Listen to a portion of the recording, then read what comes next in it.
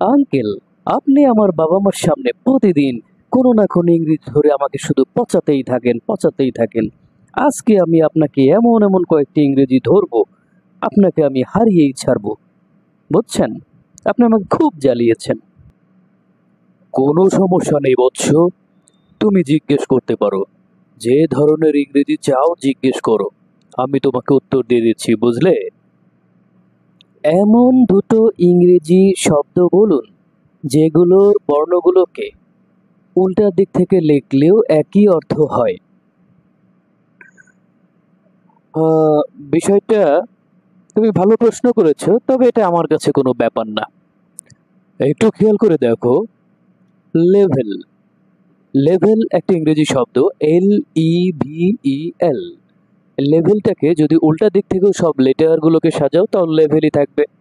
আবার eve, EVE, যার অর্থ হচ্ছে প্রাককালে, অথবা হাওয়া আলাইহিস সালামের ইংরেজি রূপ হচ্ছে ইভ। সুতরাং EVE এটাকে উল্টা দিক থেকে লিখলে EVE হবে। বুঝলে কিনা বলছো? শোনো, গরুর সাথে লাগতে শোনা। ঠিক আছে, তাহলে এবার বলুন এমন একটা শব্দ বলুন যে শব্দটাকে উল্টা করে লিখলে নতুন একটা অর্থ দেয়। অন্তত একটা তো বলুন আঙ্কেল। বৎস, বাচ্চা ছেলে, বাচ্চা ছেলে।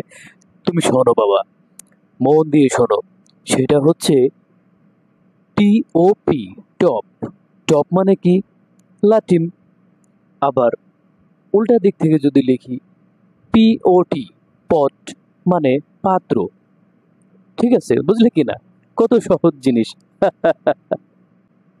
ঠিক আছে, সিনিয়র মানুষ হিসেবে একটু পেরে গেছেন, এতে খুশি হবার কিছু নেই। এবার কিছু গ্রুপ ভার্ব বলুন তো, যেটা সোজাভাবে বললে একরকম অর্থ, আবার উল্টা দিক থেকে লিখলে ভিন্ন অর্থ প্রকাশ করে। এসব আমার হাতের মোয়া। কোনো বিষয় নয়। তুমি বুঝতেই পারছো না তুমি কার সামনে কি প্রশ্ন করছো। শোনো, কাম আউট মানে বাইরে আসো। আর এটাকে উল্টা দিক থেকে যদি বলি আউটকাম, এর মানে ফলাফল। বুঝতে পেরেছো?